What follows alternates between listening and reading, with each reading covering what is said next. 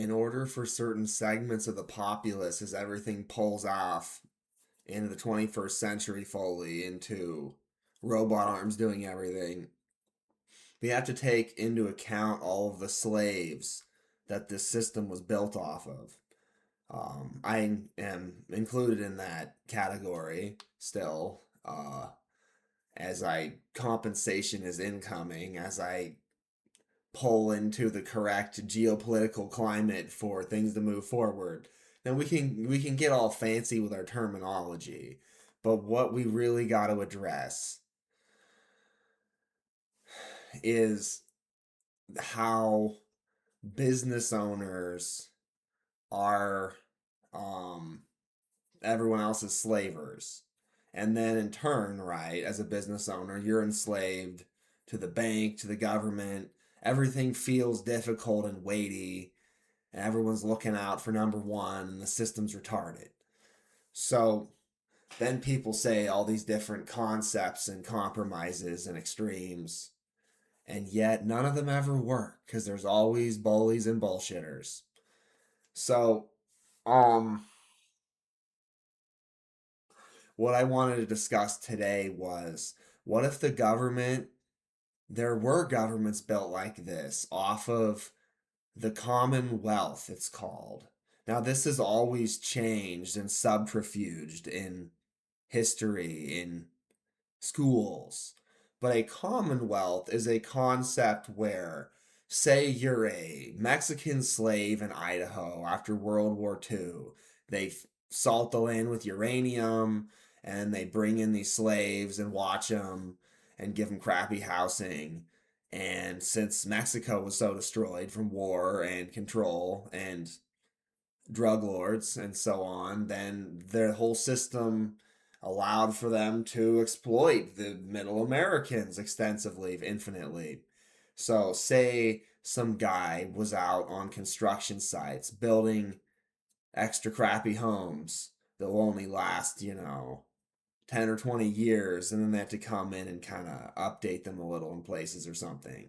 Like, not enough eave supports, different silly things they did, materials that'll break down. So, the houses are a cost that it's going to accrue quickly on a homeowner. Um, you can discuss whether this is intentional or just this and that. The point is, the same thing happens in every country. Bureaucracy rewards their buddies, and it becomes a big slave oligarchy system where there's the contractors that are getting all the money and have the biggest slave mansions built by slaves that are primo, and then the stacked slave system of, pyramid bullshit makes it so that you get these people who are working long hours and they're suffering. They're just the unfortunate slaves to, build a system off of. None of that makes any sense. So how do you pay them back logically after all that's happened? After they're broken and their children, maybe have whatever they have now, but you have all that resentment. Now, rent to own is this concept that everyone's heard of, and yet it comes and goes and vanishes as politics and slavers try to delete it.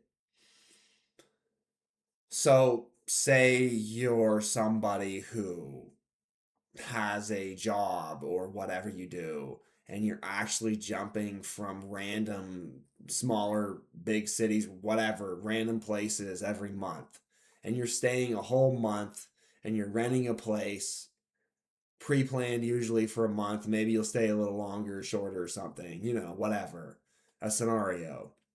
So this concept would be you've now rented a house, say for $1,000, and the value of the house is, let's say it's low at 100,000 for convenience of discussion. So you have in 1 month, you have paid for 1% of its overall value of the land in the house.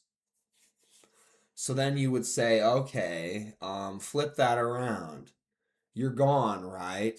But you've invested 1 month's time in that house. So when the next person comes in and rents it for the first month and their bill is $1,000, instead of some woohoo wealthy landowner or elitist government or gang groups of realtors working with police or whatever, instead of all of that, it's direct and on the books like, okay, you're now going to get, because you own 1% of share in the house for a month's rent, meaning 100 months is owning the house outright.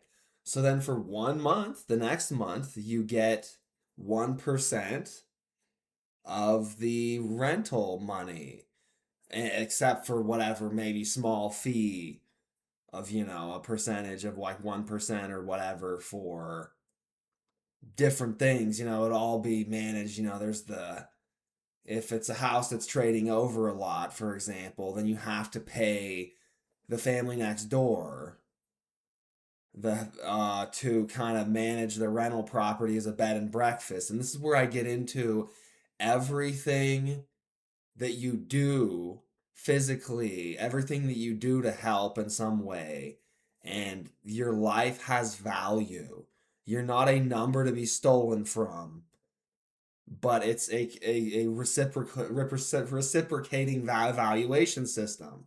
So, um, say you stayed in a house um, for a year. You say you put 10 or 20 months of ownership into it, and you're at a bigger percentage of the house ownership. And then you hear a few months after you're gone that, you know, that house is gonna be bulldozed for a new shopping mall or something else that's maybe to you seems absurd or something. Now, at what percentage of ownership do you have a voting right on the property, you see? And this is where it gets interesting because, like I said, there's this concept where every single housing community across the world has done the same thing. They want to stimulate their economy, so they create slave wages builders set up to build all these shoddy properties, apartments. I mean, you can see it anywhere in the world, in Russia and their corruption, in Asia, anywhere. And here it's like individual housing units. So in the Treasure Valley, right, when they were putting in all their houses from the late 90s to the 2008 housing bubble collapse, when it was revealed that there were twice as many homes as people could actually afford the loan rates to get into them. And who's owning those loans? Who are the richies? Isn't the whole system supposed to be an enclosed loop of evaluation of everybody equally? Who are these rich people that own everyone and all the properties? Through banks. I thought banks were a commonwealth fund and you put in a percentage of your, you had your savings in there. And then supposedly what? Banks separate from your voting rights? Then invest your money however the hell they want in creepy partnerships with different governments and gangs of people around the world? All of it behind closed doors. None of it open and transparent. Um, so you have to take into account this concept of um like ownership through management. So like everyone will try to create slaves, a family next door or a company that manages the home, and then those people are the slaves and they get no personal investment in the work they're doing. And that's where you're taking away the right to pursue happiness. I would go around all over the Treasure Valley and see that, 1 out of 5 houses in some neighborhoods were empty and just plan to stay that way.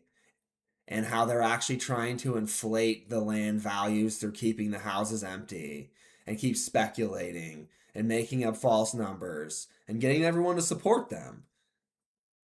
Meanwhile, it's an auto tax that drives up inflation on all the things that matter for everybody to survive. And the employment rates aren't going to go up. The amounts of your earning aren't going to keep up with that inflation, right? Everyone knows this. It's the old game where somehow as the economy gets stronger, everyone gets poorer and the rich get more desperate for control and destruction. So at what point do you just simply say, okay, these rich people, their money's all fiat, it's all false, it's all built on these infinite bubbles of presuppositions that anything they did wasn't debt the whole time. And then whoop, all those rich people are no longer rich. So what do you do with all those mansions that were built? If you kick out the rich people that did nothing, they never physically worked to achieve any value in any way. Sitting in a boardroom isn't working. They were never on the factory floor. You know what I'm saying? Or all these just empty positions of people getting money and they never did anything anywhere, never went to a work site, never went to a big building to do paperwork, really. Very limited. And yet they're just richies. So you take all those mansions and you actually say, okay, well, think of all these middle Americans who slaved to build them. Well, they are owed a certain percentage of ownership of them. And then everything becomes, it folds over and becomes a paradise where everybody's time sharing mountain locations, everyone's getting checks based on the hard work they put in their lifetime. And this can all happen still and fix all the problems. All the issues can be tracked and remediated. For my own life too. I'm trying to get fair recompense for all of the infinite inventions and furtherments in science me and other people that I have known have contributed. So like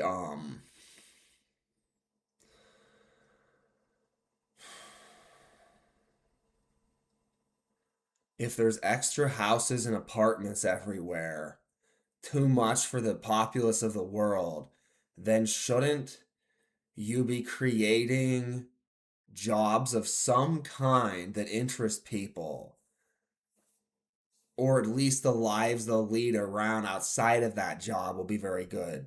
Like I've said, if you can come in and there's a second house for every house that has a family in it, and then you come in and you're working, you put your family in the house in the other part of the country temporarily or permanently, and then you can kind of mix work and vacation, sort of. You can have these intermediate feelings to life that mean you get way more pleasure and way less bosses making more money than you and telling you that you're not doing anything right, even though they don't know what the hell's going on. No more bosses. It's fucking stupid. So, um, as for the percentages of a Mexican slave building a mansion in the mountains, right? It's kind of clear cut because the few owners that have existed, a lot of them will drop away as all being embezzlers and all part of a false economy rewarded by the corrupt government. So everything's been tracked, right? It's hilarious. And so um suddenly there's no one taking there to take claim over all of this physical labor that happened. So then suddenly, once again, the people who had to work under terrible conditions, usually, and feel the strain, are suddenly on top. Suddenly, they're getting big checks each month from all of their investments, and they're valued. And that's what I want to see have happen. Basically, worldwide, of course, inevitably. It just feels right, doesn't it?